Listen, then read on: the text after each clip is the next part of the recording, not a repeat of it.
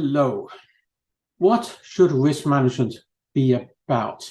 I'm going to talk about two or three different things today. Not all about risk management and how to do it, but some important issues that I think that a lot of practitioners and other people involved in risk management are not thinking about, and perhaps should take this into consideration.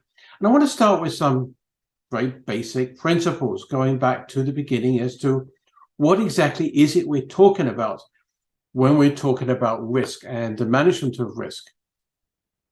If we look at the two primary frameworks or guidance or standards, let's take COSO first. Risk is a possibility that events will occur and affect the achievement of objectives.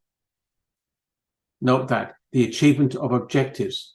ISO 31000 talks about risk as being the effect of uncertainty on objectives, the achievement of objectives. And that's the first thing I want to point out, which is both of these standards or frameworks talk about risk in terms of how it will affect how the business goes about achieving its objectives.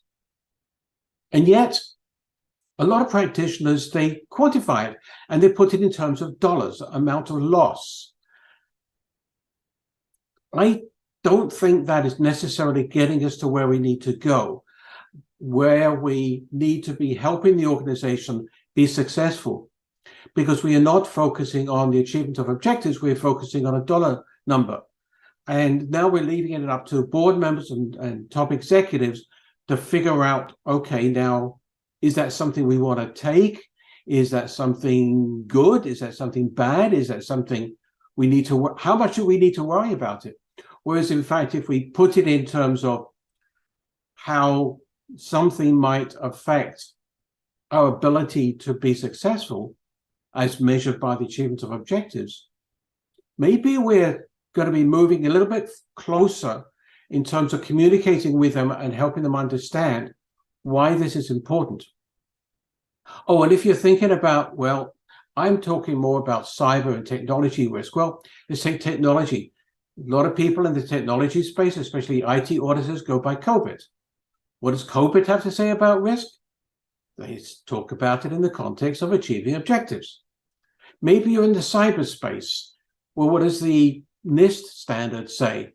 The guidance on risk management? Well, actually, it talks about the achievement of objectives and the success of the organization. So I think that's the first thing that I'll point out, which is that what we're trying to do with risk and risk management is not manage the risk, it's to manage the business. And we need to be able to help people do that, help people achieve success, achieve objectives. And then how do they do that? They do that by making decisions.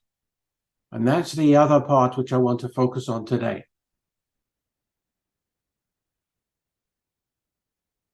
It's not only about, as the National Standards Institute of Ireland says, back in 2009, where they were providing guidance on the previous version of 31,000, we want to increase the likelihood of achieving objectives.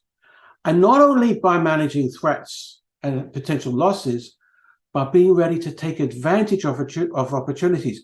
And a lot of risk practitioners ignore that second part, and they only focus on the first, the potential for loss. And yet we will never succeed if all we are doing is avoiding failure. We will never succeed if all we're doing is watching for things that could go wrong. We've got to be able to recognize when things could go better, and we've got to also be able to see the big picture, all the things that might happen together, not just one risk at a time, but looking at all the things that might affect the business, the achievement of its objectives, and bring those into play when making an informed and intelligent decision.